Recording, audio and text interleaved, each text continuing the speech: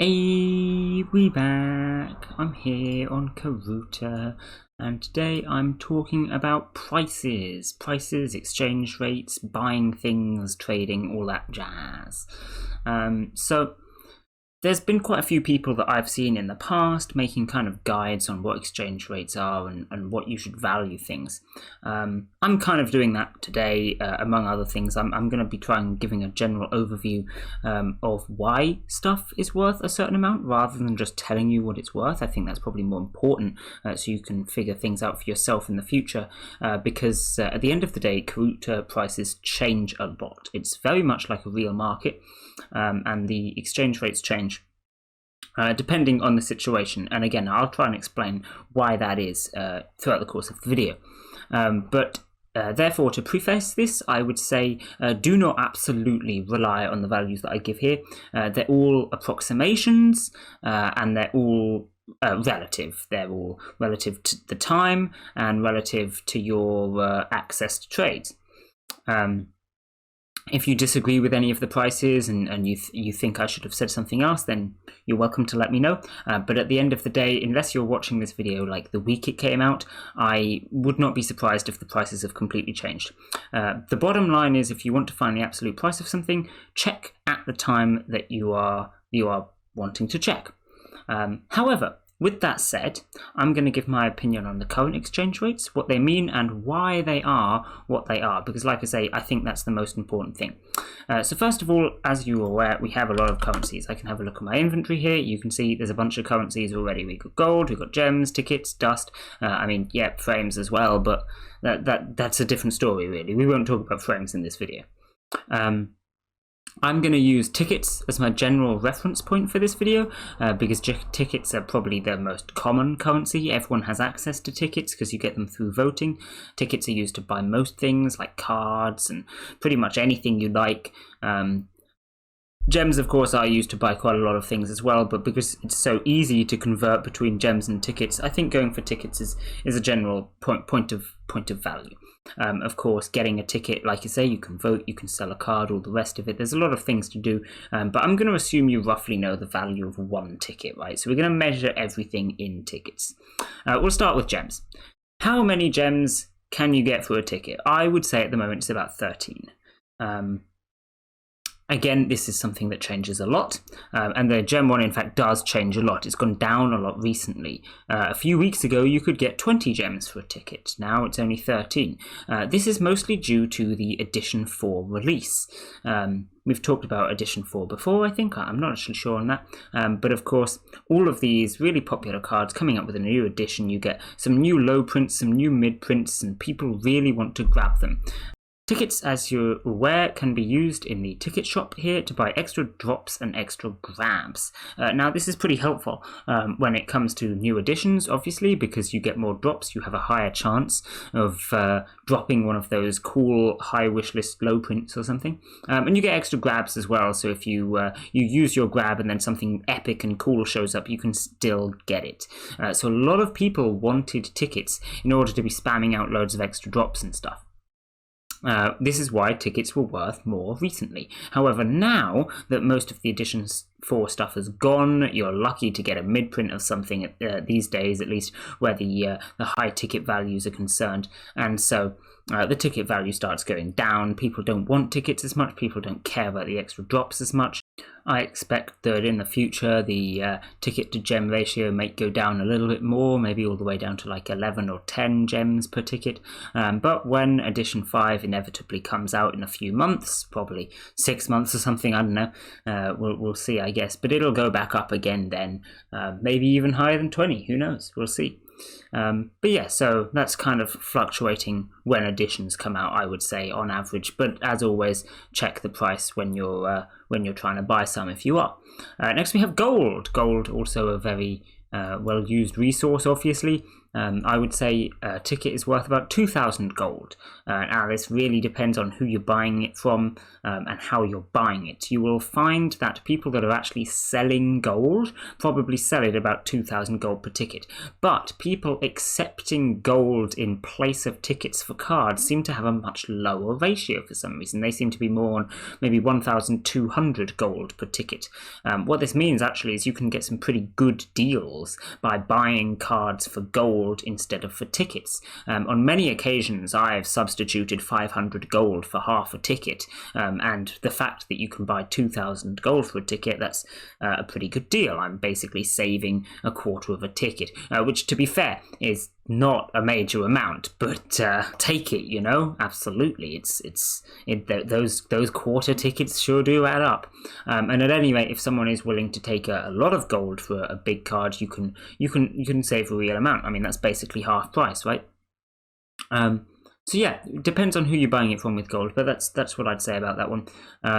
And gold, I don't think the price is going to fluctuate too much, at least compared to tickets, because the amount of gold that you get is pretty much just tied to how many cards you're claiming. I guess in theory, the more people that are using the bot in general, the more cards are being claimed, and so the more gold everyone has. You could say that there's maybe some inflation going on there with gold prices, but it's going to be very slow and gradual, so I don't know too much about it.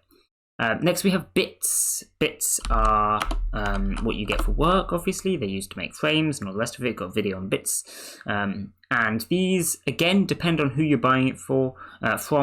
And also depend on the rarity of the bits, because you may notice that some bits are often very high tax values, and that makes them quite difficult to get. I mean, you can see here that I have only 17 types of bits, and there are 20 total. So that means there's 3 types of bits that I've just never gotten before. They've always been at high tax values. Now, that's not saying a huge amount. I've only been playing the bot for a couple of months now, but it goes to show that there are some bits that are worth more. And to be perfectly honest, I can't exactly say which ones are worth how much, because they'd just be too complicated. I don't pay enough attention to it. I would say, on average, you would get about 1,500 bits per ticket. But yeah, a lot of people are going to change those prices on what type of bits. You'll probably find most people are just selling any type of bits for 1,500, and then, like me, just don't own the rare bits. If you find someone that does own a lot of the rare bits, then they'll probably be selling them for a little bit more. And it depends as well what you're going to use it for. If you let on that you're using it for a particular frame, maybe it'll cost a little more. Whereas if you're looking for morphing bits, you can use any type of bit and it doesn't really matter too much. So yeah, there's a lot of variables involved there, but there you go, bits. Next we have dust.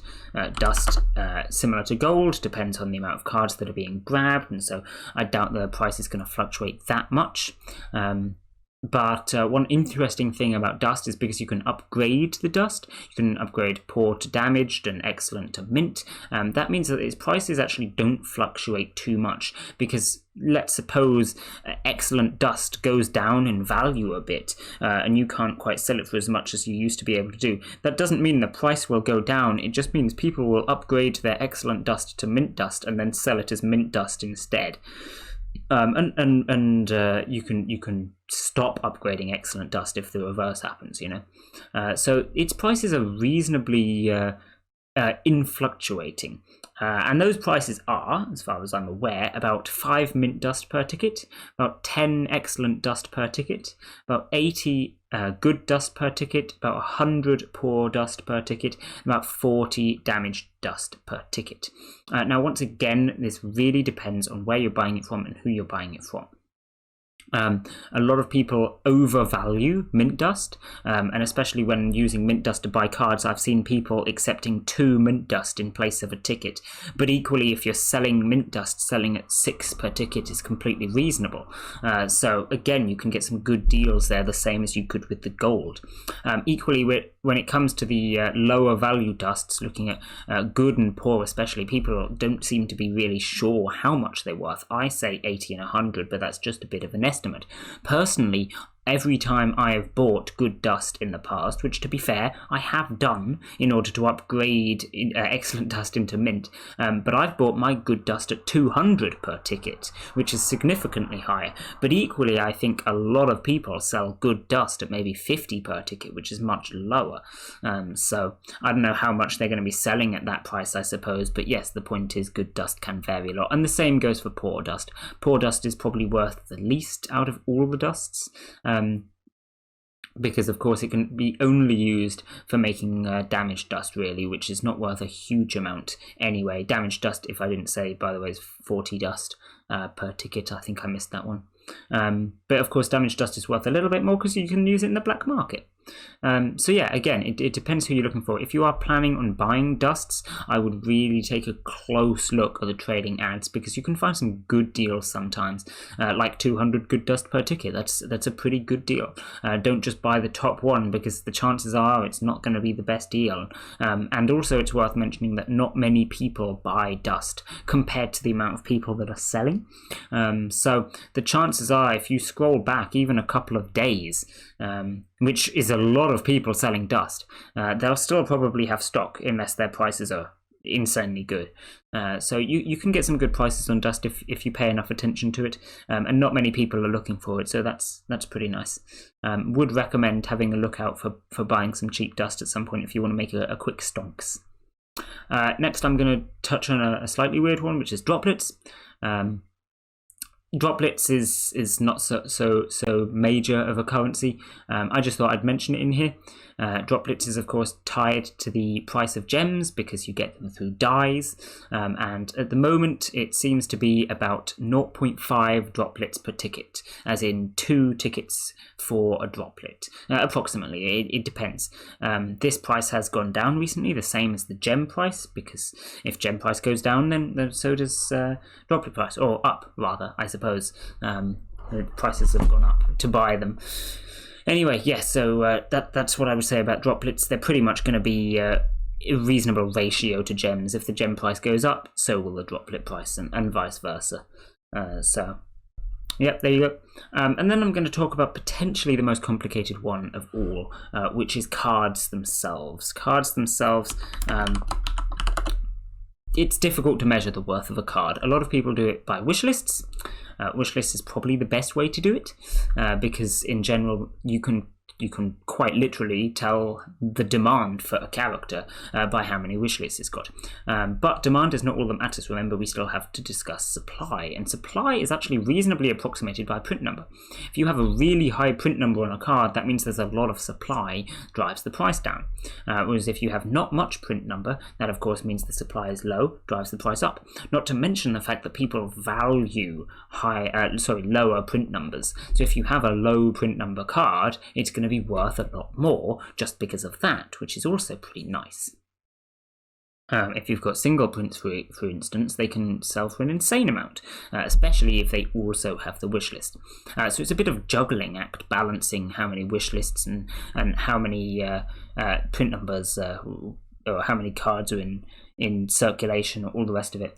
At the end of the day, like I said at the start of the video, the best thing to do is just simply to check the price of that particular edition of that card, and see what other people are selling it at, and approximate the closest you can to them.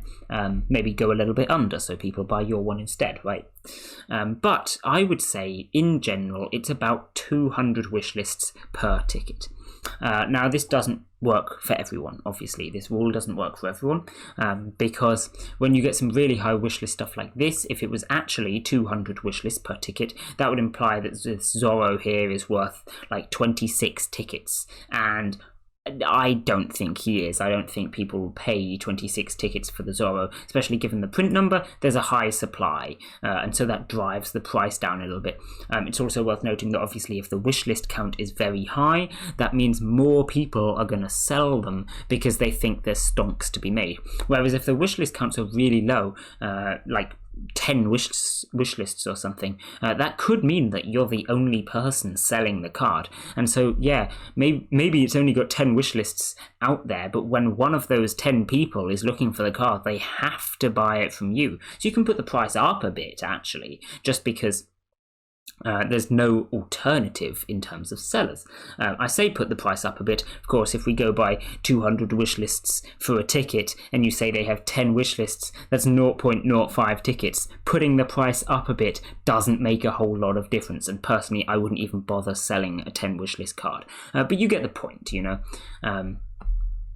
So yeah, in terms of print numbers, obviously, like I said, print numbers increase the price. I generally say that a mid print is worth about double, and a low print is worth about 10 times. So for example, this mid print here with 3,600 wish lists, if you divide the 36 by 2, that gives you 18 tickets. You could double that because it's a mid print, and I could say that this Inosuke here is probably worth around 36 tickets. Is he actually? Well, I'd have to go and check. Again, it's a high wish list character, so supply is probably quite high, but mid print, so maybe not. And it's all pretty situational, especially when it comes to very popular cards. The quality can matter a lot. So, for example, Zoro here being mint makes a big difference because he's a good worker, as you can tell by him being injured. Whereas my Inosuke here is only good condition, so not such a good worker. If you get a mint condition mid-drop E4, thousands of wishlist cards, it's going to be worth loads because those kind of things are pretty rare, and people want them for workers. So yeah, it's very situational. Another thing that I wanted to bring up here is that a lot of people say that the wish lists per ticket depend on edition. They'll say, oh yeah, so maybe for an edition 2 card it's 200 per, but for an edition 1 card it's 300 wish lists per ticket, and for an edition 1 card it's only 100 wish lists per ticket. I don't think this is actually true. And I'll give you my reason for that. I think, again, it's to do with the supply and the demand. And if you look at your average edition 1 card, they're going to have thousands of print numbers, right? In fact, if I can actually find a better example, there's not one on this first page, but your average edition 1 card nowadays has a print number of about 36,000. Edition 2 is about 18,000, edition 3 is about 8,000, and edition 4 is about 1,000. I think that is the real reason behind the price being different for each edition. It's not because it's an edition 1, it's because it has a print number of 36,000 and no one cares anymore. I think in theory, if you had an edition 1 card that had a print number of 8,000, it would be worth the same amount as an edition 3 card, just because the print number's the same. That's my theory. I don't have any proof behind that, I'm afraid, but that's what I say on it. At the end of the day, the higher the print number, the lower the worth. So yeah, if you can save up some, edition 1 card for a long time, like here with this REM, it's only got a print number of 13,000, which is actually lower than your average edition 2 card. So I would say this REM here is probably worth more than an edition 2 REM of the same quality and such, just because its print number's a little lower. Of course, that also depends on things like the picture on the card. So I can say with REM, for instance, the first picture doesn't look too great, which is the case with a lot of characters. The first picture is not too great, whereas the second picture is really nice. I want to get myself an E2 REM, so that means that the demand for E2 is a little bit higher up, and that again depends completely on the card. Sometimes you will actually notice a difference between the good pictures selling for more, but yeah, there you go. I would say that's what it averages out to. Like I said a bunch of times already, just check the card specifically. But yeah, that's what I would say. Approximately 200 wish lists per card, and then past that, it depends on print number. Of course, it depends on quality as well. It depends on a lot of things. But print number and wish lists are the general thing to go for. Also, I would say that when it comes to mid-prints, especially of these new E4 characters, you can pretty much sell them no matter how many wish lists they've got. I've sold mid-prints that had no wish lists in the past for a ticket, just because, again, the supply is so low. There's probably no one else selling that particular character. Now, I wouldn't do this with a high print, because at the end of the day, even if you really like the character and you want that card, if it's got no wish lists, it's going to be really cheap. You're not going to spend your tickets on a high print. You're going to spend the extra effort looking for a mid print or a low print, just because it's a character you really like, right? So I wouldn't bother selling low wishlist high print cards. But when it comes to mid print and especially low print, even if they've not got wishlists, you can sell them. Now, if you just put up one card with 0 wishlists and mid print, you're probably not going to sell it. But what I've taken to doing is just putting up a whole trade ad of just low wishlist mid print cards, and then I just leave it there for a bit. Yeah, it'll get overposted by a bunch of things, as always, but because no one that's overposting it is selling the same characters, it's still going to be the top search result when you look for that particular character. And then so people come and buy them from me periodically, and I can make a couple of extra tickets, which is pretty nice. But yeah, so long story short, wish lists are really dependent on a lot of things. And this is why I said it's probably the most complicated bit. I wouldn't think about it too much in terms of generalization, because it just does depend a little bit too much. But yeah, at the end of the day, just go with what you think makes the most sense, which probably is going to be roughly around 200 wish lists per ticket. So yeah, there you go. Finally, I'm going to briefly mention just a bunch of random other items, because of course there are loads of other items in the bot. You've got things like energy drinks, which are worth about 3 tickets, basic frame vouchers, which are worth 3 or 4, orbs, which are worth about 5. There's a lot of items like that, and I'm not going to go through all of them in this video or really discuss them at all. I just thought I'd mention that there's a lot of other items, and for most of them their prices are reasonably stagnant, at least when compared to tickets. So this is especially because you get most of them in the K monthly, which is of course also tied to tickets. So yeah, if you're looking to buy some of them, the same goes for them as goes for dusts. There's a lot of people selling them, and so finding a good price isn't too hard. If you pay a bit of attention through your search history on your trading ad, and then you can find a good price pretty easily, which is great. And you can even get some stonks. If you find someone selling at a really good price, you can buy a bunch from them and resell them. Who knows? That sounds good. But there's way too many items to go over. So I'm going to end this video here because it's a bit longer than I was planning, really, already. I think I waffled too much about wish lists. But yeah, there you go. Hope you enjoy your exchange rates, and I may make an updated version of this video at some point in the future when they've changed significantly, but I don't want it to be a regular thing because I feel like, yeah, I can farm content, but that's a little too much. So yeah, like I said at the start as well, if there is anything you disagree with, feel free to let me know in the comments. We can have a nice little discussion about it, because at the end of the day this is all just approximations and we can all learn something potentially. But yeah, I'll leave this one here. Bye!